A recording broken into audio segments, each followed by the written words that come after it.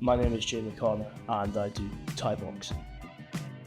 Well, Thai boxing is scored pretty much on effect, so it's not so much about like who does the coolest kick, it's who does the most damage and who hurts the other person the most. In fighting analytics, I saw a guy on YouTube telling me that I should learn how to fight. He made self-improvement content, very masculinity focused. I think that my idea of masculinity is definitely something I'm still working out. It's been so skewed by so many different online influences over the years. So I've been thinking about that quite a lot recently, that I need to get my definition set straight, because I figured that without meaning to, I do chase it in my day-to-day life. So we have different coaches on different days, and they keep telling me to put your guard up. And it seems basic, but when you get tired, it's actually quite difficult to remember. We also do a lot of just kind of drills, not necessarily pad work, but both people will glove up, shin pads on, and we'll just kind of practice the moves on each other, just getting the muscle memory, so that when you are in the ring, you are fighting, then you can do it without kind of thinking about it.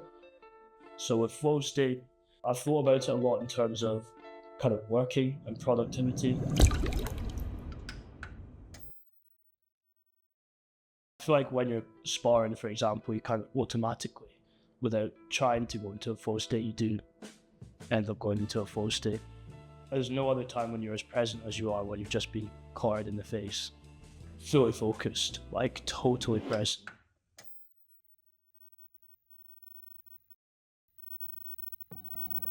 I try and stay pretty calm. I think anger or anxiety definitely like impact your performance. When we spar, it's usually quite light, so it allows you to not get stressed, not get anxious about getting beaten on, and focus on learning. And in my old gym I went to, I felt that sparring was a bit harder, and that would maybe make it a bit more emotional, and get a bit more stressed, a bit more nervous, and you maybe go more to survival mode. I do love just hitting the pads or the bag as hard as I can, just like letting out a lot of that energy. I wouldn't consider myself much of an angry guy, but if I do ever have any anger, it's nice to just kind of just work it out, you know. Rod Tang, the Iron Man, his kind of style is just pressure, just pressure, and this whole thing is that he's absolute tank, and no one can knock him out. Like there's videos of him just getting punched in the jaw, and knock out any regular guy, and just stands there like looking like he's all you've got. Jonathan Hagee, I try and copy a lot of his stuff in sparring. I definitely look up to those two, and their fight was pretty amazing to watch.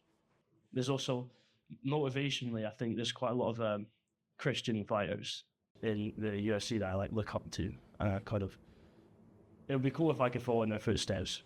I wasn't actually a Christian when I picked up Thai boxing, but I'd say that definitely they intertwine a lot.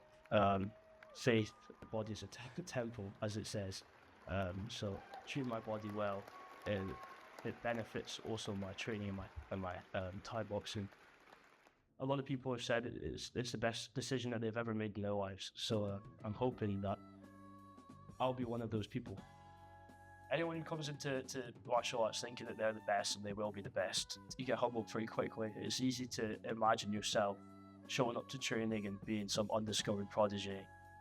You'll end up realizing like there is levels to this game very, very quickly. I mean, yeah, I spent a lot of my time in sparring just getting thrown about by guys who are better than me. So it's pretty difficult to have a big ego, I'd say, in combat sports.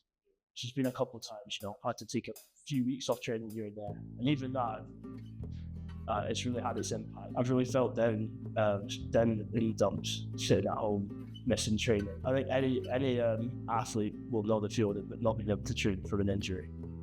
And I'd say that, yeah, obviously it's boring sitting there, but also just if you have friends training, for example, you're not seeing them. Should I be training? Maybe a bit of guilt almost for feeling like soft. Oh, I could have gone to training.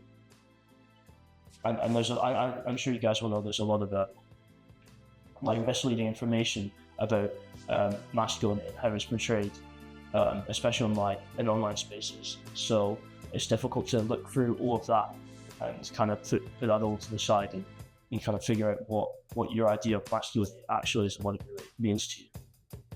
The whole constantly improving yourself philosophy has stuck with me, and that's something that I've tried to apply to my training. In the same way that in life, I'm constantly looking to optimize and kind of get better. In Thai boxing, it's a similar thing where I'm just constantly trying to work on new things and new techniques, skills, wherever that may be, that will take me to the next level.